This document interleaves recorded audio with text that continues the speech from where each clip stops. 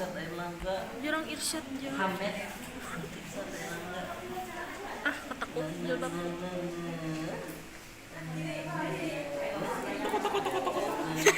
Nonton itu kah? Aku nonton juga.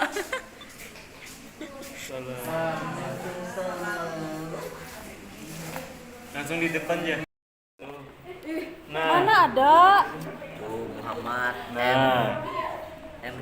Irsad Airlangga. Masa sih? Iya. Ya Rabbi sholli ala Ini dok nih, ini dok bisa. Muhammad. Kalau kita lain, kita yang atasnya. Astagfirullah. Kamsup, kada dulu kayak itu kah? Ada biasanya yang Kalau pas anu ya, ini lagi lurus aja. yang bartender tuh ngecek ini loh.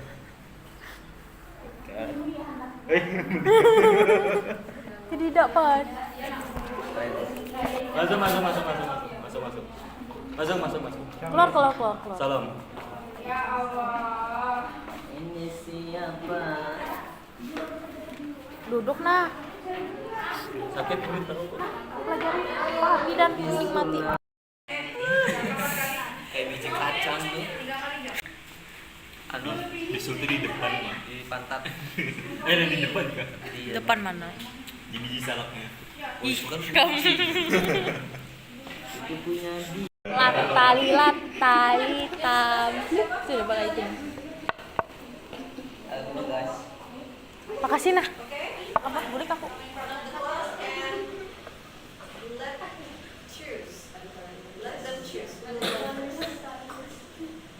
Silakan yang kalah pertama kali itu yang ketiga. Yang kalah pertama kali. Yang kalah ya udah. Oh iya ya, Oke, yang kalah that's not fair. That's not fair. Oke, yang kalah Yang menang berdahulu. yang kalah yang pertama. Oke, yang kalah yang pertama habis itu split kan yang kedua. Yang menang itu yang paling akhir berarti. Oke, come on. Come on. Oke, mengenang masa kecil guys. Ayo guys. Okay, here. We have 1, 2, 3. You're already in front of the clock, so Anu. that saves time. Okay, ready? No. Ready? Di mana? Viva. Kalau nggak tahu nih, Yang lima layong gambreng. Okay, this group will go first. Okay, Sheila go first. Yang lima layong. Oke, yang menang tadi yang terakhir ya?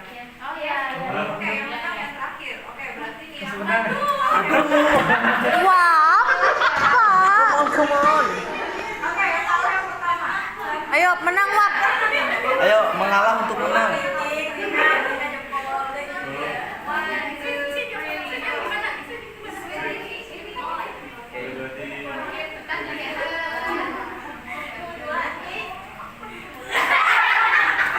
Enak. Siapa Eka menang apa? Ini Dia apa? tadi katanya. Oh iya, kita menang. Ah iya kah? Ini kita yang kita. So, siapa lah Mbak kita? Siapa Kojo? Paham ini kan? Paham. Terus yang jam. Di Bar Jovi itu dari Ban Jovi, ada Jovi and Apa? Semester berapa sih? Wait a minute.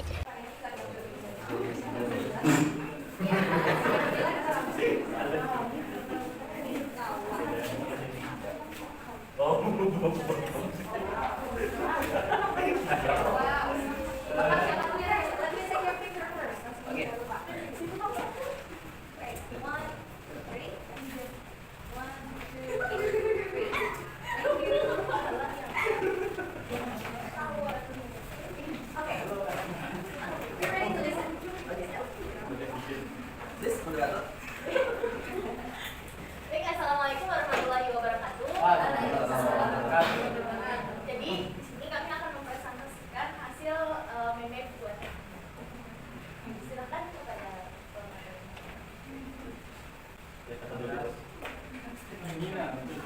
Ya langsung saja.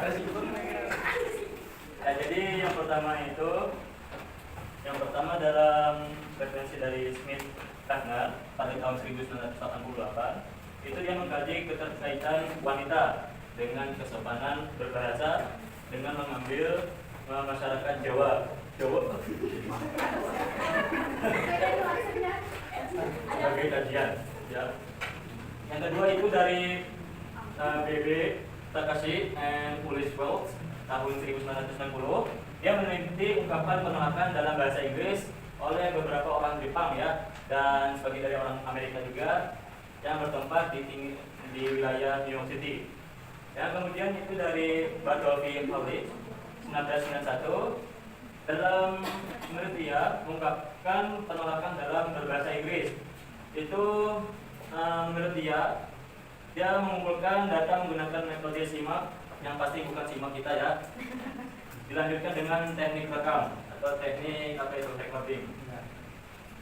Juga penelitian itu menemukan bahwa di kalangan kampus Amerika Serikat, penutur asli bahasa Inggris cenderung menggunakan atau mengungkapkan penolakan dengan pola tertentu, ya.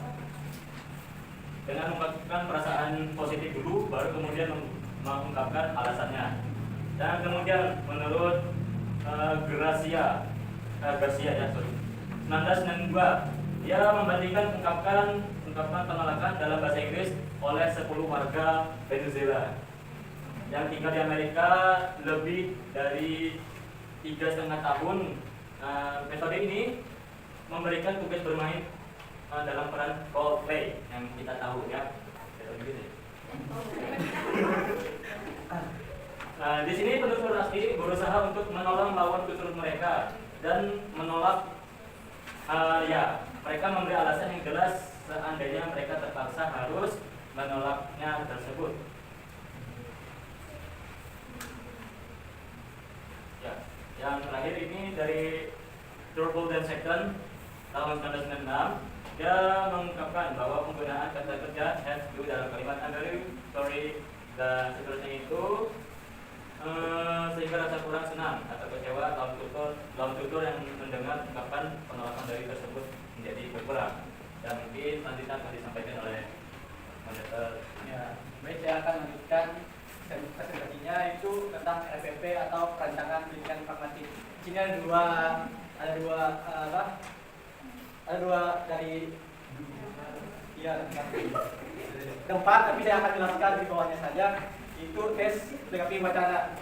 Tes melengkapi karena ini ada beberapa metode pengumpulan data, yaitu dari Sri Mastoyo tahun 2007. Jelaskan bahwa dalam kajian linguistik tahap penjaringan data, istilah lain dari pengumpulan data dapat dilakukan dengan percakapan yang meliputi teknik pancing, teknik cakap bertemu muka, teknik cakap atau bertemu muka dengan penyimakan. Contohnya itu dengan wawancara. Maksudnya jelasan ini yaitu tekniknya dalam contoh wawancara gitu. Oke, yang selanjutnya pertimbangan dalam membuat tes melengkapi wacana. Di sini teks melengkapi wacana di atas terdiri dari situasi yang berbeda-beda selama variabel menyangkut penutur dan lawan tutur. Apa ini? Ya, konteksnya yang menjadi latar belakang terjadinya penuturan antara penutur dan lawan tutur menjadi pertimbangan utama seorang peneliti dalam mendesain sebuah teks melengkapi wacana tersebut. Jadi apa ini? Yang dua ini saling berkaitan gitu. Ini dari saya lanjut. Oke, saya lanjut ya teman-teman. Saya lanjutnya dari TP. Ya mungkin tadi agak sedikit ke RPP juga ya. Tapi saya lebih ke TP-nya. Tadi sudah jelaskan sama apa sih? Apa ya? Mungkin saya menjelaskan sedikit tentang penjauhan pustaka, barangkali ini bisa jadi referensi buat penelitian pragmatik. Nah, saya mau jelasin tentang yang Arumi deh. Arumi ya, mungkin sudah kenal ya dengan Arumi ya. Karena ini 2007 ya. Nah, Arumi ini dia melakukan penelitian wacana tentang peringatan. Nah, peringatan yang dia lakukan ini dilakukan di jalan terbuka ya. Dan di penelitian Arumi ini dia melakukan dalam bahasa Indonesia ya, peringatan-peringatan. Nah, di sini termasuk dalam tutur direktif. Kenapa tutur direktif? Yang pertama karena dia tuturannya yang pertama dia bisa perintah, kemudian suruhan, permintaan, permohonan, harapan, ancaman dan larangan.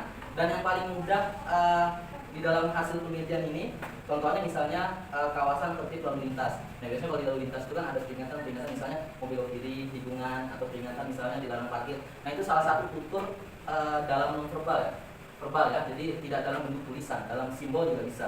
Kemudian dalam tulisan juga bisa, misalnya kalau di masjid kita bisa lihat misalnya batas suci. Nah itu juga termasuk peringatan ya kan. Nah ini penelitian yang dilakukan oleh alumni, jadi kurang lebih seperti itu teman-teman. Kemudian untuk suruhan permintaan mungkin bisa dalam bentuk tulisan dan sebagainya. Nah kemudian selanjutnya penelitian dari Bapak Wahyu AP ya. Nah ini ya, dia di tahun 2008, cuma beda 1 tahun saja dengan alumni ya. Nah ini meneliti tentang bahasa slogan. Nah bahasa slogan ini untuk Pak Wahyu ini dia meneliti di perusahaan-perusahaan.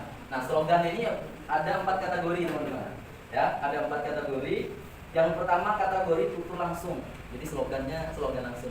Contohnya gini, Anda sopan, kami segar. Nah itu salah satu contoh. Kalau misalnya tutur langsung. Tapi kalau nggak tutur langsung gimana? Misalnya dalam bentuk tulisan, misalnya di depan kasir, misalnya nomor antri, misalnya gitu kan. Nah itu kalau yang dilakukan. Kemudian ada tindak tutur literal. Nah, ini saya kurang paham juga yang literal ya. Jadi nanti bisa dibantu ya teman-teman ya. Kemudian kemudian tidak tutur langsung literal dan tidak langsung literal. Nah ini mohon juga nih ya. Nah kemudian terus selanjutnya penelitian untuk Bapak Karto Miharjo. Mana ya? Ya pokoknya di tahun 1993. Ya 1993 lumayan jauh juga kan. Tapi nggak jauh lah, kalau digambarkan dekat aja mereka. Nah, ini tentang penolakan dan menjelaskan bahwa terdapat 7 macam bentuk penolakan teman-teman. Nah penolakan yang paling familiar yang satu itu menggunakan kata tidak. Atau kalau misalnya di dalam budaya misalnya menggunakan bahasa yang sepadan, enggak, atau apa, pokoknya bahasa-bahasa itu. Kemudian ada penolakan yang memang menggunakan ucapan terima kasih, misalnya itu. Mau nggak? Kasih ya sudah punya. Gitu. Itu salah satu penolakan juga. Jadi terima kasih itu bukan sesuatu kita menerima ya. Nah itu dalam artian begitu. Kayak misalnya penawaran mau duit, enggak, terima kasih sudah ada. Itu salah satu. Itu. Kemudian penolakan dengan menggunakan komentar. Jadi misalnya komentar seperti apa gitu. Kemudian menggunakan alasan atau misalnya usulan gitu. Misalnya kamu presentasi ya, enggak, kayaknya wajib aja deh. Nah itu termasuk penolakan juga. Nah itu salah satu contoh. Kurang lebih begitu teman-teman untuk Bapak Karto Miharjo. Kemudian selanjutnya dari Bapak Bambang Haryanto 2008 sama kayak ini ya, Bapak Wahyu ya. Mungkin bisa jadi mereka penelitiannya sama-sama. Cuman konteksnya berbeda, yaitu pemakaian bahasa dalam media chatting di internet. Nah dalam media chatting internet ini teman-teman yang kita gunakan adalah maksim. Jadi ada dua kemungkinan. Yang pertama maksimnya itu bisa sesuai dengan maksim. Yang ketiga dia bisa jadi penyimpangan. Nah di sini konteksnya dari Bapak Bambang. Ini dia menggunakan maksim kualitas. Jadi kalau misalnya maksimnya kualitasnya sesuai, berarti dia tidak termasuk dalam penyimpangan. Tapi kalau tidak sesuai dengan maksim kualitas, dia termasuk ke dalam penyimpangan. Untuk contohnya, di sini nggak ada ya kayaknya ya. Yang mungkin teman-teman pada sudah ikut belajar ya kan, di minggu lalu, ya kan? Kualitas ingat ya? Nah itu deh. Terima kasih. Betul. Kemudian selanjutnya yang terakhir ini dari Bapak Tanaka. Pasti terkenal nih Bapak Tanaka kan. 1988. Kalian yang lahir di tahun itu, belum ya? Oke, terima kasih. Kemudian dia ini meneliti mengenai kesopanan berbahasa oleh orang Jepang yang mampu berbicara bahasa Inggris. Teman-teman, saya tahu membaca ini, gitu ya. Ternyata orang Jepang itu katanya sopannya tinggi juga, teman. Iya nggak sih? Iya kan? Orang Jepang itu kesopanannya tinggi sekali. Kalau kita nggak kalah juga sih ya. Kalau kita bahasa-bahasanya tinggi. Nah, di hasil penelitian ini teman-teman, ternyata orang Jepang itu ketika menggunakan bahasa asing, dia masih menggunakan bahasa yang formal, ya. Jadi kalau berbicara kesopanan bahasa, ternyata Jepang itu masih membawa budayanya. Jadi karena dia masih belajar bahasa asing, jadi ketika di penelitian ini diminta dia meminjam sesuatu kepada gurunya. Ternyata hasil penelitian rekamannya itu, ternyata orang Jepang itu masih menggunakan bahasa yang baku. Gitu. Jadi masih belum masuk lah budaya-budaya atau budaya-budaya asingnya gitu, bahasa Inggrisnya gitu kan, mungkin berbeda. Nah saya kira itu teman-teman yang bisa saya jelaskan kurang lebihnya. Mungkin nanti bisa ditambahin teman-teman dengan ladies yang ada di bawah sini. Ya mungkin itu ya teman-teman dari saya. Terima kasih, barangkali kalau ada yang belum paham nanti bisa chatting-chatting aja. Oke aja. Ya ini gantian. Ya oke, gantian. Di sini saya akan menjelaskan sedikit tentang RPP atau rencana penelitian orang mati. Dan tadi sudah dijelaskan oleh teman saya, ada 2, yaitu tes melengkapi wacana dan pertimbangan dalam membuat tes melengkapi wacana. Kemudian di sini ada membuat definisi tindak tutur. Data yang diperoleh itu dikumpulkan dan kemudian dikelompokkan menjadi 1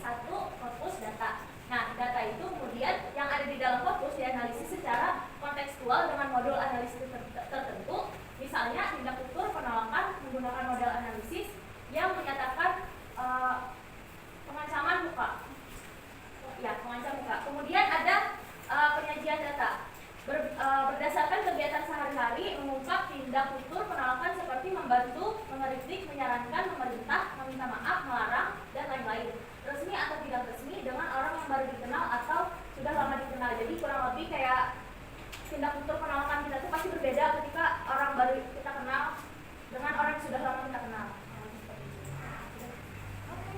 Sekian presentasi dari kami. Yang lebih mohon maaf. Assalamualaikum warahmatullahi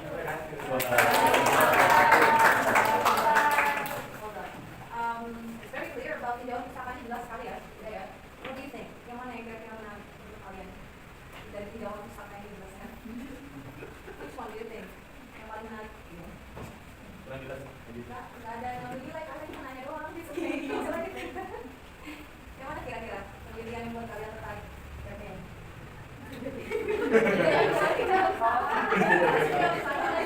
Kalau dari kelompok ini yang mana menurut kalian?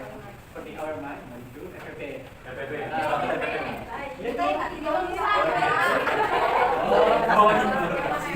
Kira-kira misalkan ada tindak kultur gitu dari si Armi atau dari si bapak siapa? Bapak ini sih Karto Ya. Harjo tentang permintaan nih. Yang Pokoknya yang permintaan orang Jepang kan. yang Jepang tadi. Karena kan ini kan menggunakan bahasa ya. Apalagi kan masa-masa kami ini adalah masa-masa permintaan untuk lulus cepat gitu. Nah, barangkali Indonesia ini sedikit membantu ketika kami konsultasi dengan dosennya. Apalagi dosennya memang militan bahasa Inggris ya kan. Kalau nggak bahasa Inggris, nggak terima maksudnya. Kalau bahasa Inggris nanti. Jadi ini saya Siapa tuh? Alright, itu yang menarik ya. Kompak gimana? Menurut saya itu Gimana? Tadi kan minggu lalu kan udah dibaca. Kira-kira yang mana yang lainnya ya? Wahyu, Pak Wahyu. Kalau ini menurutnya tentang Slogan tadi kan. Karena menurut saya itu dengan menerapkan slogan itu banyak yang tertariknya. Marketingnya lebih cenderung di media-media sekarang itu banyak marketing dan slogan. dampaknya lebih cepat didapat ya, dan kalian juga nggak harus berhubungan dengan orang lain gitu, ngambil data dengan orang, tinggal dalam aja dari orang ya. Ini penelitian pragmatik ini ada beberapa pertimbangan sebenarnya. Ada yang mau ketemu orang atau nggak yang ketemu orang, introvert sama extrovert mungkin ya. Kalau tipe saya mungkin saya nggak mau ketemu orang, mungkin saya keliling bawah karena ya gitu tulisannya di gitu. Ya, tapi mungkin buat yang suka berkomunikasi dengan orang lain, wawancara dan sebagainya itu bisa juga dilakukan. Itu yang pustaka. Kemudian FPP sebenarnya tahapnya tuh apa duluan? Yang mana duluan tahapnya? Tes melengkapi wacana. Kita susun dulu ya. Setelah disusun, kemudian ada pertimbangan. Oke, pertimbangan dulu baru bikin tes. Pertimbangan dulu dong baru bikin tes. Ya, itu kan masih terbiasa. Ya. Pertimbangan dulu ya, pertimbangan baru tes, kemudian membuat definisi apa yang mau diteliti, dan yang terakhir adalah mengumpulkan datanya. Oke, alright. Baru kita 10 menit. Thank you very much.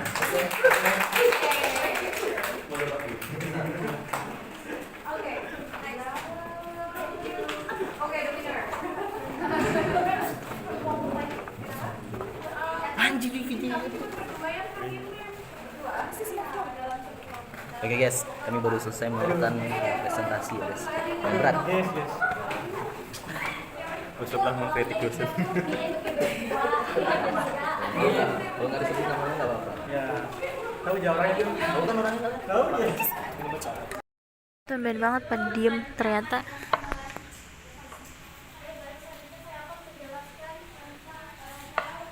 Pada main HP. Guys, this is last mate. Wah, apa itu? Ini ada tompel lah. Jadi aku nyari dua ini tapi belum, masih gantian.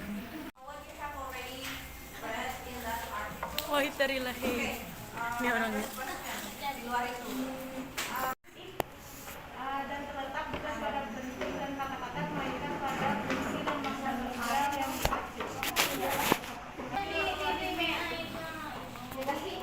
Wahid lahir. Ya.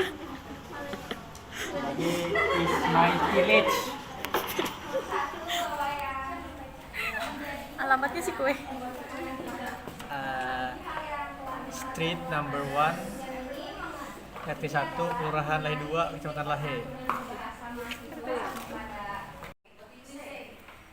Ini kalian perlu buku, tapi purpose-nya tutup. Tapi ini kerjaan harus selesai nih. Yeay.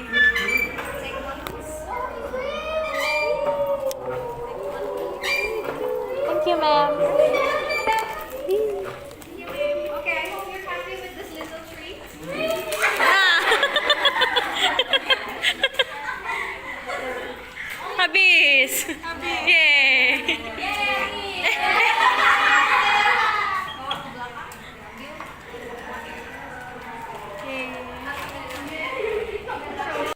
bismillah juga kan, Dul?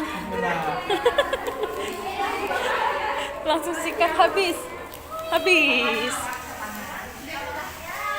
That's all for today. Thank you very much. I'll see you around. Waalaikumsalam warahmatullahi wabarakatuh. Thank you, ma'am.